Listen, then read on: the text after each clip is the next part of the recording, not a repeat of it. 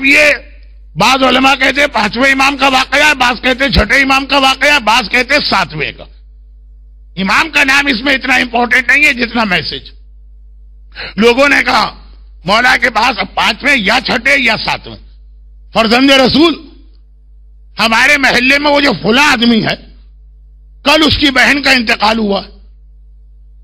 اب عربوں کا تو آج بھی یہ ٹریڈیشن ہے کہ 3 دن تک لوگ کنڈولنس کے لیے جاتے ہیں، اور یہ اسلام کا طریقہ بھی ہے. پیغمبر اسلام نے جناب جعفر طیار کی شہادت پر حکم دیا تھا، اور وہ جگہ بھی مدینے کی مسجد میں ہے جہاں جعفر طیار کا مکان تھا، اور رسول نے شہزادی کو بھیجا تھا کہ 3 دن جاؤ اور وہاں جا کے بیٹھو. خیر، تو اب کل اس کی بہن کا انتقال ہوا. آج ہم گئے اس کے پاس کنڈولنس کے لیے. گھر کا دروازہ لاک کر کے بیٹھا ہے، باہر آ ہی نہیں رہا. کنڈولنس تو عرب میں ایک ایسا ٹریڈیشن ہے اور اسلام کی ایک ایسی سنت ہے. ہم بار بار اچھا وہ ہے بھی گھر میں نہ یہ کہ شاید بے ہوش ہو گیا ہو، شاید مر گیا ہو، نہیں آواز بھی آتی، میں کسی سے نہیں ملنا چاہتا ہوں. امام نے سنا، کہا اچھا چلو میں تمہارے ساتھ چلتا ہوں. وہی امام کی جو اسٹریٹ ہے اسی میں اس کا مکان. امام گئے، دروازے پہ نوک کیا. اس نے ایک مرتبہ کہا کہ بھائی بہت پولائٹ وے میں ابھی کسی سے نہیں مل سکتا. امام نے اپنا انٹروڈکشن کرائے. امام آئے، اب گھبرا گئے. گھر کا دروازہ کھولا اور جتنا کراؤڈ، یہ کل سب اس کی بہن کے جنازے میں تھے، سب نے اس کی بہن کو کندھا دیا تھا جنازے کو. گھبرا گئے. ایک ایسا آدمی مدینے کا رہنے والا، بہت ہی خوبصورت، ہینڈسم اور اسمارٹ، گورا رنگ، اس وقت سارا چہرہ ایسا کالا پڑا ہوا اور کھال چہرے کی جل گئی ہے. جو چربی ہوتی ہے وہ پگھل کے آ گئی ہے، جیسا جلا ہوا آدمی. آگ میں کوئی آدمی جلا دیا جائے، ایسے واقعات ہوتے ہیں نا کہ آدمی آگ میں جل گئے. وہ معمولی آگ نہیں کہ گرم پانی زیادہ آ گیا، گیزر کا ٹیمپریچر زیادہ تھا، یا یہ کہ چولہے میں آگ چلا گیا. نہیں، واقعا اگر کوئی آگ میں جلے، اور ایسے ایکسیڈنٹ ہوتے رہتے. چہرہ نہیں دیکھا جاتا، پوری کھال جل گئی ہے، چربی پگھل کے آ گئی ہے. گھبرا گئے لوگ اس کو دیکھ کر. پہلے زمانے میں گھروں میں ایسے الیکٹریکل چیزیں ہوتی بھی نہیں تھی کہ اس طرح کوئی جلے. ابھی کل شام کو جسٹ بیفور مغرب یہ قبرستان بقی میں ہمارے ساتھ تھا، اور آج فجر کے بعد اس کی حالت. لیکن امام کو کیا کہے؟ دروازہ کھولا، امام اندر گئے، باقی لوگ بھی اندر.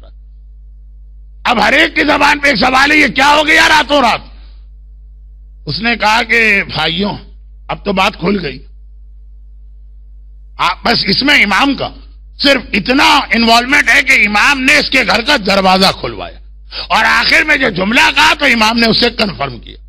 وہ کہتا کہ تمہیں معلوم ہے کل میری جوان بہن مری، اور میں اس کی میت لے کے چلا، تم میرے ساتھ. پھر اسے میں نے دفن کیا، ہم لوگ گھر آ گئے. جب گھر آ کے میں بیٹھا، تھوڑی دیر کے بعد تقریباً مڈ نائٹ اچانک مجھے ریئلائز ہوا، پہلے دن ملا روشن ویرسی صاحب کی تقریر میں شیخ عبدالطاہر خراسانی کا واقعہ اس سے ملتا جلتا. پہلے جیسے ہی میں گھر آیا ریئلائز ہوا کہ میری بیلٹ میں، میری کمر میں ایک پاؤچ. پہلے زمانے میں روپیہ پیسہ اس کی ہینڈلنگ، نہ کرنسی نوٹ تھے، نہ آج کی طرح بینکنگ کا سسٹم تھا. ہر آدمی جتنا کماتا تھا اپنے ساتھ رکھتا تھا، اور ایک ہی طریقہ ہوتا ہے، یا اسے گولڈ میں کنورٹ کرے یا پریشیس اسٹونز، ڈائمنڈ وائمنڈ خرید لے. کوئی اتنی سی ایک پاؤچ ہوگی، 1 ملین پاؤنڈ کی اس کی قیمت. یہی ایک طریقہ تھا پہلے زمانے میں، بلکہ ایک ایسا طریقہ ہے کہ تمام مجتہدین انکلوڈنگ آغا سیستانی کی اسلامک لا میں یہ مسئلہ آج بھی موجود. سنیے ابھی بات. کہا میں گھر آ کے بیٹھا تو غم کر رہا ہوں. 3-4 گھنٹے کے بعد جب ذرا نارمل ہو، میری نگاہ اپنے بیلٹ پہ گئی. وہ پاؤچ جس میں میری ساری زندگی کی دولت 1 ملین پاؤنڈ مثلاً تھے، وہ غائب ہے. وہ گر گئی کہیں پہ. وہ تھیلی، اب میں پریشان کہ وہ کہاں گئی. اس کو بڑی احتیاط کے ساتھ، بڑی سختی اور مضبوطی کے ساتھ باندھ کے رکھا جاتا، چوروں سے چھپایا جاتا. وہ اتنے آرام سے کہیں نہیں گر سکتی. ایک ہی چیز یاد آئی، جب میں ڈیڈ باڈی کو قبر میں اتار رہا تھا اور قبر میں تلقین وغیرہ پڑھ رہا تھا اور پھر باہر نکلا، اس پروسیس میں کہیں پہ یہ تھیلی گری تھی. اب مجھے ذرا خیال بھی آ رہا کہ آواز آئی تھی مجھے اپنے پیروں سے کوئی چیز ٹکرانے کی، لیکن میت، قبرستان، چھوٹی بہن، محبت کرنے والا بھائی، اس وقت ریئلائز ہی نہیں کہ اب ریئلائز ہو رہا. اب یہ کوئی 100 200 500 پاؤنڈ نہیں ہے کہ آدمی صبر کر جائے. آج تو اتنا بھی سب، اس پہ بھی لوگ صبر نہیں کریں گے. کوئی بھائی کا گریبان پکڑ لے گا، کوئی ماں کے اوپر جوتا لے کے دوڑے گا، کوئی باپ کو کنڈیم کرے گا. کہ مجھے ایک صاحب ابھی ریسنٹ ملے، ان کی سٹوری نہیں سناؤں گا ورنہ وقت بہت ہوگا. کہا مولانا ہمارے باپ نے اتنا ظلم کیا، ہمارے بھائیوں کو دے دیا اور ہمیں نہیں دیا. آج میں قبرستان گیا تھا، گن کے میں نے اپنے باپ کی قبر پہ 10 جوتے مارے تھے. وہ مجھ سے کہے پورے گن کے کاؤنٹ کر کے 1 2 3 4 اس طرح سنا رہے تھے، اور صرف تھوڑی سی دولت دنیا کی خاطر. اب یہ ملین پاؤنڈ، گھبرا گیا میں، برداشت نہیں ہو رہا کس طرح سے وہ تھیلی دوبارہ لے کے آؤں. چنانچہ میں واپس قبرستان گیا، اور قبرستان جانے کے بعد یہ فقہی مسئلہ جو میں نے آیت اللہ سیستانی، کیونکہ ریفرنس ان کا میں اس لیے دیتا ہوں کہ ان کی کتاب انگریزی میں موجود ہے، اور یہ کہ مجمع کی میجورٹی ان کی تقلید میں، ورنہ یہ سارے مراجع کا ایک ہی فتویٰ کہ قبر بند کرنے کے بعد قبر کا کھولنا حرام، صرف چند جگہوں پہ اجازت اور کبھی کبھی واجب. اگر بغیر غسل میت کے اسے دفن کیا گیا، اگر اسے غلط کفن دیا گیا، اگر کوئی قیمتی چیز قبر میں گر گئی ہے، 3 4 5 چیزیں. اب میں گیا اور میں نے جا کے اپنی بہن کی پیروں کی طرف سے، یہ تو مجھے یاد ہے میں وہاں سے انٹر ہوا تھا اور وہاں سے نکلا تھا، میں نے قبر کھودنا شروع کی، پوری قبر نے کہا اتنا سا ایک کھول کہ میرا ہاتھ یا اسٹک چلی جائے اور میں اس کو اٹھا لوں. ابھی 1 پاؤنڈ کا جو کوائن ہوتا اتنا بھی ہول ہوا تھا کہ جیسے وہ والکینو ایرپٹ کرتا ہے اور آگ نکلتی ہے، ایک دم قبر میں سے ایک فاؤنٹین آف فائر نکلا. آگ کیسی نکلی، 1 سیکنڈ کے لیے میرے چہرے سے ٹکرائی، میں غش کھا کے گر پڑا. پھر جو اٹھا جلدی سے قبر کو بند کیا اور گھر میں آیا، اور یہ میری حالت.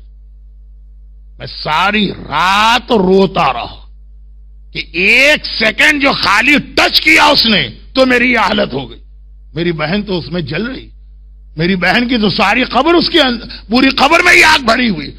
میری بہن پہ کیا گزر رہی ہوگی.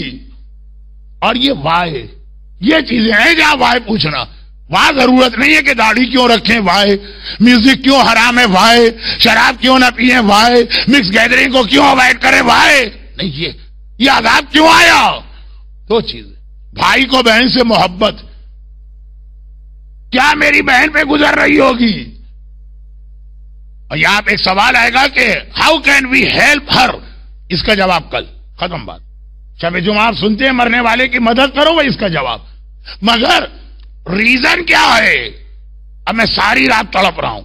مجلس میں سننا اور بات ہے، اپنی آنکھ سے دیکھ کے آنا اور بات، اور آنکھ بھی نہیں، خود اس پروسیس سے گزرنا. 1 سیکنڈ کے لیے ٹچ کیا، میرا سارا چہرہ جل گیا.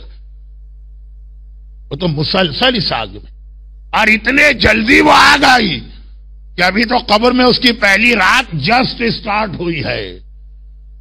رو رو کے خدا سے دعا کرتا رہا، خدا بندہ کسی طرح مجھے ریزن پتا چل جائے. ریزن پتا ہو تو آدمی سولوشن ڈھونڈے. کہ مثلا پتا چلا کہ نماز نہیں پڑھتی تھی تو اس کی نماز پڑھ دیں، خمس نہیں دیتی تھی خمس پیمنٹ کر دیں، پتا تو چلے ریزن کیا. میں خدا سے دعا کرتا رہا، خدا بندہ بس ایک ہی اس وقت میری فریاد ہے، مجھے بتا دے کیا ریزن. فجر سے جسٹ بیفور روتے روتے، پین الگ ہو رہا ہے، یہ پین تو ہے، اور رو الگ رہا ہے، آنکھ لگ گئی. ایسے وقت میں اگر نیند آ جائے تو دیٹ مینس یہ نیند اللہ کی طرف سے. میں نے اپنی بہن کو دیکھا اور عجیب حالت میں دیکھا، وہی جو سر سے پیر تک اس کے چاروں طرف فائر، اور رو رہی ہے، تڑپ رہی ہے اور فریاد کر رہی. میں نے پوچھا بہن آخری عذاب تم پہ کیوں آیا؟ کہا بھیا مجھے صرف اسی لیے اللہ نے پرمیشن دی، اور وہ یہ یہ دو میری غلطیاں تھیں. پہلی غلطی یہ تھی کہ میں بہت شوق سے لوگوں کی برائیاں سنا کرتی اور دوسروں تک اسے پہنچایا کرتی تھی. گھر میں بیٹھی ہے، برابر کے گھر میں میاں بیوی کی لڑائی ہو گئی، کان لگا دی، اور پھر پورے محلے کے اندر یہ چیز پہنچ گئی. کسی تقریب میں بیٹھی ہوں، کسی کی برائی آئی، اسلام کیا کہتا ہے؟ یا روک دو، یا اگر ان کو روک نہیں سکتے اٹھ کے چلے جاؤ. میں نے کان لگا دی.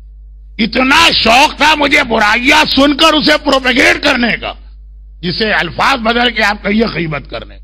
اور دوسرا یہ کہ مجھے پتا چلا کہ میرا حجاب کمپلیٹ نہیں ہوتا تھا. امام کے زمانے میں کوئی عورت بے حجاب نکل ہی نہیں سکتی. مسئلہ بے حجاب کا نہیں، مسئلہ کمپلیٹ حجاب کا ہے. ایک اسلام کا حجاب ہوتا ہے، ایک مکی ماؤس، نہیں وہ منی ماؤس. دیکھیے غلطی ہو جاتی ہے مجھ سے، میں مکی اور منی کا فرق بھول جاتا ہوں. ایک اس کا حجاب ہوتا ہے کہ سر پہ اسکارف بھی اور کان بھی نظر آ رہے ہیں. تو یہ جب پراپر حجاب نہیں کرتی تھی، یہ دو گناہ میرے ایسے تھے جو اللہ کو اتنے ناپسند تھے کہ کوئی ویٹ بھی نہیں کیا ایک رات تو گزر جائے. جیسے ہی میں قبر میں گئی عذاب آنا شروع ہو گئے. اب اس وقت امام معصوم نے یہ فرمایا کہ جو اس نے بتایا بالکل صحیح بتایا، اس لیے کہ میرے جد رسول خدا نے بھی معراج کے سفر میں یہی دیکھا تھا. وہ کیا دیکھا تھا وہ کل سنیے گا، آج تو ٹائم نہیں رہا. اب وہ موت کی تکلیف اپنی جگہ، وہ تو پھر بھی ہم نے سوچا کہ چلو ایک پروسیس ہے، روح نکل جائے گی پھر تو آرام آ جائے گا. نہیں، پھر یہ قبر.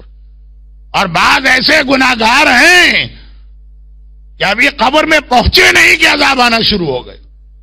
بہت سارے گناہگار ہیں، ان کو اتنی مہلت دی جائے، اتنا ٹائم دیا جائے گا. جملہ میں 3 مرتبہ کہہ چکا ہوں، اس لیے یہ بتا رہا ہوں. بعض گناہگاروں کو ٹائم دیا جائے گا، ٹھہر جاؤ. شاید اس کے گھر والے نماز وحشت سے قبر پڑھ لیں.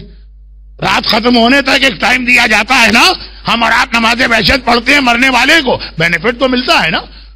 یہ ایسا گناہگار عورت کہ اللہ نے اتنا ٹائم لیمٹ بھی اس کے لیے نہیں رکھا.